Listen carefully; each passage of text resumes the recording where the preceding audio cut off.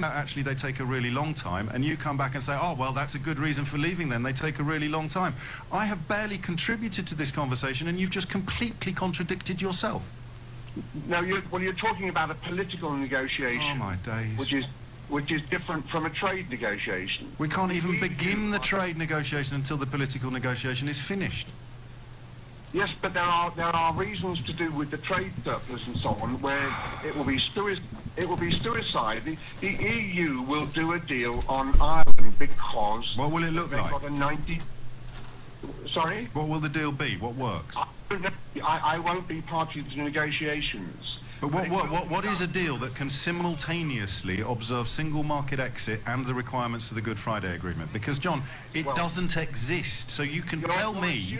No, John, you've just done it again. You've just done it again. You've just said to me, this thing will happen. I've proved to you and shown to you why it can't, and now you're just saying, I believe that it will. I don't know what it is. I don't know what it looks like. I don't know who's going to do it. I don't know how it's going to happen. But I'm supremely confident that it will happen.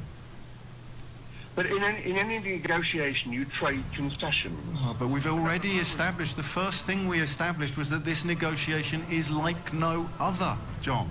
Yeah, absolutely. Absolutely. So when you say in any negotiation you do X, that is already a busted flush of a point. But you're assuming that the EU won't move and won't soften. They will. I mean, we have gone in much too softly with them. But you can keep saying these things. It doesn't make them true. You're familiar with what the German car industry has said about the prospect of a no-deal Brexit in October of last year. Well, it's obvious what's going to happen. If we are their biggest exporter... No, I'm asking if you know what they've said, the Federation of German Industries. I don't know precisely. Well, then you're very lucky, because I can tell you, after 4 rounds of negotiations, German industry looks with concern at the progress of the Brexit negotiations. The British government is lacking a clear concept, despite talking a lot, and they urged their members to prepare for what they call an off-the-cliff Brexit. That is the Confederation of German Industry. The head of the German automotive industry said something very similar 3 months previously. German companies with a presence in Britain and Northern Ireland must now make provisions for the serious case of a very hard exit. Anything else would be naive. This is the German business that you say is going to stop Angela Merkel from continuing on the path that she's on. The people you're saying are going to do that, they publicly say the precise opposite, John. The precise opposite of what you think is what they're actually saying. Yeah, but I don't think they are thinking about no deal. They are assuming that sensible heads will get round the table and a deal will be done. And I'll have a bet with you, James. John, they're not, mate. You need to listen to the German companies with a presence in Britain and Northern Ireland must now make provisions for the serious case of a very hard exit. Anything else would be naive. The aim of the task force is to identify, this is what they've set up, the people that you think are going to put the brakes on Brexit. The aim of the task force is to identify potential and acute risks arising from Britain's departure and to present constructive proposals for solutions. Airbus, Deutsche Bank, all of these companies are on the same page, and you're still clinging to the idea that they're somehow going to be able to conjure up a unicorn-flavoured trade agreement because they're frightened of losing British business. Where have you been for the last 2 years? Okay, let's agree to disagree about... No, this isn't agreeing to disagree. That would be like saying, let's agree to disagree about whether it's raining or not outside. Put your head out of the window, John. Feel the rain on your head. And then come back inside and say, well, let's agree to disagree about whether or not it's raining. These are all facts. You rang me to say German industry won't let X happen. I have shown you German industry is already preparing for X happening. So we can't agree to disagree any more than we could agree to disagree about whether the moon is made of cheese or moon rock. You stick to believing it's made of cheese. I'm never going to agree to disagree because I know it's made of moon rock. Can I just tell you what I think will happen if a no deal happens? If you must. Okay? People assume that we're falling off a cliff. But there was a wonderful article in the Sunday Times colour mag by our chief negotiator about all the deals that we're going to be able to do when we're free. Yeah. The EU, every time it tries to do a deal, which is always goods-orientated, has to take into account the slowest country of the 27. When we are free, we can do service-based deals, which are our great strength. We have the world's spoken language. We have the world's computer language. We have the most... But we had all of that before we left. I mean, you're really sitting here telling me that a Brexit benefit is that people speak English. And I know you like facts, James, so let me give you 2 facts. Go on then, John. 1.8% of insurance premiums in the world are done in India, but they are 18% of the world's population. Yeah. And it's very similar in China. Yeah, that changes everything. Doing services. That changes everything. We'll be able to do deals in China and India that we currently cannot do, which are done by us by the EU, who are not. Why is German trade with China 5 times more than ours? I don't know. know. But you told me we can't, as an EU company, we can't do trade with China on that kind of scale. Why is Germany doing it? Manufacturing. Why is Germany doing it? Why is Germany doing 5 times more trade than us?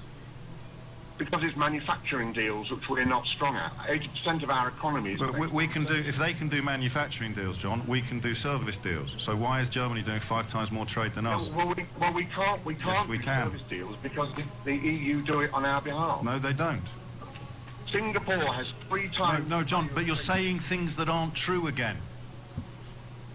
They are true. Oh, for heaven's sake. Have a great weekend. I've been meaning to share that with you all week and I forgot until just now. If someone tells you it's raining outside and someone else tells you it isn't, you don't then have a debate about whether or not it's raining outside. You do if you're the BBC. What you do if you're me, you stick your head out the window and you find out whether it's raining or not. It's raining.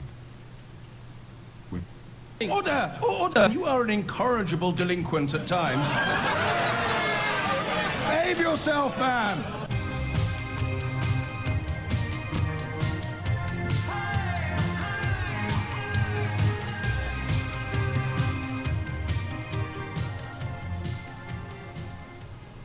Hoping that you had a splendid weekend and that you remembered to put cream on. This seems to be an increasingly crucial observation at this curious position in global warming. We will begin today with a conversation about Justine Greening, a phrase I have to be honest with you, I never thought I'd utter. About 4 minutes after 10 on a Monday morning, but she appears to be the first of the big-ish beasts, former cabinet level, so I think big-ish works, to call publicly for a second referendum. I'm beginning to run out of things to say. Not things to say about Brexit. You never run out of things to say. You just describe the reality in front of you. But I am beginning to run out of... what are those things called that you open oysters with? Oyster shuckers. I'm beginning to run out of oyster shuckers. I don't know, you're the oyster. We might find a pearl. We occasionally find the odd pearl. But it's my job to bring along the blade with which we prise open the oyster. I'm feeling a bit bladeless this morning. I'd quite like to ask you what you think is going to happen next, but that way, arguably, madness lies. She's called for a 3-way vote, which, at first glance, and listen, I think we can hopefully have a slightly friendlier conversation about Brexit today. It means we won't go viral, because no one will come on air unaware of the fact that their trousers are around their ankles already. But of course, and they offer up their peachy little buttocks for a sound spanking from me. But I think if you've got Jacob Rees-Mogg and Peter Mandelson both describing the so-called Chequers deal in the most negative of terms, anybody, I think, and this is again one of those things that I kind of want to be wrong about, but all of the intelligence analysis, and my God, there's so much unintelligent analysis, and seeing it on the front page of a newspaper like The Telegraph is breathtaking for me, to see, about simply provable nonsense. But anyway, I hope I'm wrong, but I think that the Chequers deal is the beginning of a negotiation with the European Union. So it's not really a take it or leave it. It is an opening gambit of it's cherry picking on Peter Rabbit style proportions, and the European Union will come back and say, well, you can't do that, and that. It makes, I think, no deal more likely, oddly. I'm going to be honest with you and tell you what I think rather than what I hope. That's what I always do on the programme, as you know. I think that some people who perhaps are so brutalised now by Brexit, people who actually know of what they speak, are so fearful of the World Trade Organization backstop falling into that absolute chaos and damage. Even the people that think it's a good idea admit that it would involve the end of British manufacturing and agriculture as we know it. I'll say that again because Some people's skulls still seem to be too thick to absorb the simplest of truths. Even the, quotes, economists, end quotes, that the Rees-Mogg forelock-tugging brand of hard Brexiters espouse, even the economists they go to and quote and cite as their experts, they acknowledge that hard Brexit or WTO rules will kill off agriculture and industry in this country. It's a fascinating quote as well today from the bloke who's kind of a New Zealander, who's kind of the chief negotiator, as it were, the Crawford Falconer. He's the the chief negotiator of the trade deals that will be along shortly. This is really interesting, because he's saying that in 10 years people will look back and say, oh, what were we so negative about? Which again, I would have liked to have seen on the side of a bus. You know, in 10 years' time, things might be better. Or in 10 years' time, things might be okay. Vote Brexit for a decade of uncertainty and damage, at the end of which we might be okay. All right, thanks, mate. His name is Crawford Falconer. And he says, and this is, remember, this is the bloke in charge of the trade deals. That's what's really interesting about it. The world is the UK's oyster. What is it about oysters today? How bizarre. The world is the UK's oyster. We produce the best professional services in the world. Our banks are the best in the world. Our insurance companies are the most reliable. Our architects, our designers, our artists, our lawyers, our accountants, they are all world class. We have intellectual property rights to die for. It is these services that the fastest growing economies in Asia and Africa crave. Now, just to pause for a moment, to point out that's not really going to be very comforting to people who felt that their vote was a vote against the system and against inequality. You know, people who felt that they weren't being paid enough, or they weren't valued enough, or that their jobs were increasingly demeaning. People who felt that they were in the system and losing. You now have the trade negotiator, the chief trade negotiator, saying today it's going to be the well, look, I tell you what, this is, I've just realised, I should do a little bit of prep before I come on air, but I've been too busy listening to Theo Osherwood's, the latest chapter of Theo Osherwood's autobiography, which we'll be sharing with you shortly. This is the metropolitan elite. Oh my days.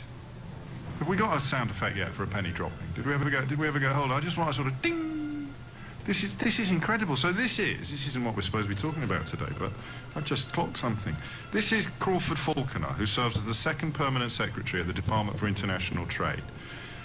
This is a man, I think, and you can pick me up on this if you want, he's a former New Zealand ambassador and permanent representative to the World Trade Organization. He effectively today says Brexit will be great in 10 years because the metropolitan elites will be doing great. How many people voted for that? How many people voted for the metropolitan elites to come out of the whole thing after a decade of uncertainty and damage better off than they went into it? You correct me if I'm wrong. The world is the UK's oyster. We produce the best professional services in the world. Professional services? What about ordinary working people? What about folk? Professional services? That's metropolitan elite, right? Well, I don't know. Let's see what he puts on the list. The world is the UK's oyster. We produce the best professional services in the world. Our banks are the best in the world. Vote Brexit to make banks. Hey? Our insurance companies are... Insurance companies? Banks and insurance companies? Metropolitan elites? Architects? Oh my God! Metropolitan elites with pencils? Artists? Architects? So banks, insurance companies, architects, designers in their multicoloured spectacles and their trousers that reach their ankles, they're flipping pedal push. Designers, I didn't vote Brexit to make life better for designers. They're not just metropolitan elites, they're metropolitan liberal elites. I've never met a right-wing designer in my life. So we've got banks, insurance, this isn't me, right? Don't get cross with me. This is the chief negotiator who thinks it's going to be a good idea. Who for, Mr. Crawford? Actually, that's his Christian name. Who for, Mr. Falconer? I don't know why. I've always had a problem with people who've got two surnames instead of a Christian name. Crawford Falconer. Crawford Falconer, Falconer Crawford. Anyway, banks, great news for banks. Insurance companies, great news for insurance companies. Architects. Designers. And I quote again, Mr. Crawford Falconer, or Mr. Falconer Crawford, depending on which end of the telescope you are looking through. He even adds, our artists. Actual artists. When I started taking the mickey out of designers for having multicoloured spectacle frames and trousers that end just above their ankles. I was actually conflating architecture with art. But actual artists are going to do well. Is there anything more metropolitan liberal elite than art? Artists, architects, designers, bankers and insurance companies. This is actually the curse of being an informed liberal, in that I think I'll be fine. I genuinely do. Arguably, because I've got a few quid, I might end up winning out of it. I could possibly buy your house if you voted for Brexit and turn it into a storage unit for all of my liberal tears. I'm going to start storing them in vats. So, because I belong to the metropolitan elite. So, I got mates that are architects, I got mates that are designers, I got mates that are lawyers, because lawyers are on the list as well. This is the great roll call of sturdy working class folk that the chief negotiator says today are going to do well out of Brexit. Architects, designers, artists, lawyers, accountants, bankers, insurance executives and people who work in the field of intellectual property rights. That's it, guys. And this is the curse of being an informed liberal, is that we know this. We know that the idea of turning Britain, if they succeed, into a sort of service, but even more of a service-based economy, so that all the car plants shut, the steel works shut, everything shuts, and we simply sell the fruits of metropolitan elitism to the rest of the world. I mean, how the hell is that going to play out among all the people who thought that they were voting for fish? We've voted banks. This is not my list. This is Crawford Falconer. It's 10:13. I should probably decide what we're going to talk about today, but this has really hit me between the old eyeballs. Crawford Falconer, in 10 years, maybe even quicker. 10 years. Oh, mate. People will look back and say, oh, why were we so negative about our future? Well, I mean, for me, mate, the answer to that question would be, if the future is good news for architects, designers, artists, lawyers, accountants, bankers, insurance companies and intellectual property rights experts, I'm fine with that. These are my people. Metropolitan liberal elites, it looks like, according to the chief trade negotiator in Liam Foltz's department, we're all going to be absolutely fine. Seriously, crack open the Prosecco, people. We are laughing. Who's suffering? Well, according to the economists that Jacob Rees-Mogg likes, agriculture and industry are going down the cars. Oh, man. So, anyway, we weren't supposed to be talking about that, although I suspect that we will. We're supposed to be talking about Justine Greening's proposal, which I agree with, but I don't know how you're going to do it, and I don't know if it will work, and I certainly don't think that the Remain answer is guaranteed, as a lot of people who are perhaps inhabiting echo chambers on the metropolitan liberal elite side of the argument. You know what metropolitan liberal elites are. They're all the people that are going to do well out of Brexit in 10 years' time, according to the guy that's in charge of our trade negotiations. But I don't know how you do it. So here's what she's proposed. And my question, at the start of the 10 this morning, will simply be, what do you think of this? Okay? I'll put one statistic in front of you. I won't at this point, because Beth's been away and I don't know what tapes we've got prepared, but I won't at this point bombard you with evidence of the hypocrisy and the lies that you've been told by Brexit campaigners and remind you of all the ones that said we could be like Norway or we could be like Switzerland or that only an idiot would suggest leaving the single market, all of that. All I will tell you is that according to the most or the only available polling, only 22% of people who actually voted to leave the European Union thought that membership of the single market might be at risk. Everybody else believed that they needed us more than we needed them. So any attempt now to retrospectively reverse engineer the Brexit vote as being in favour of crashing out without a deal, that's the biggest lie of all. That's the biggest lie so far. And that's why you need another referendum. You need for people... We've done the survey. A lot of people, if you really must go for these crass, utterly fatuous analogies, like the one buying a house where you wouldn't buy a house without having a bit of a haggle. Yeah, you wouldn't buy a house after burning your own house down and having nowhere to go in the event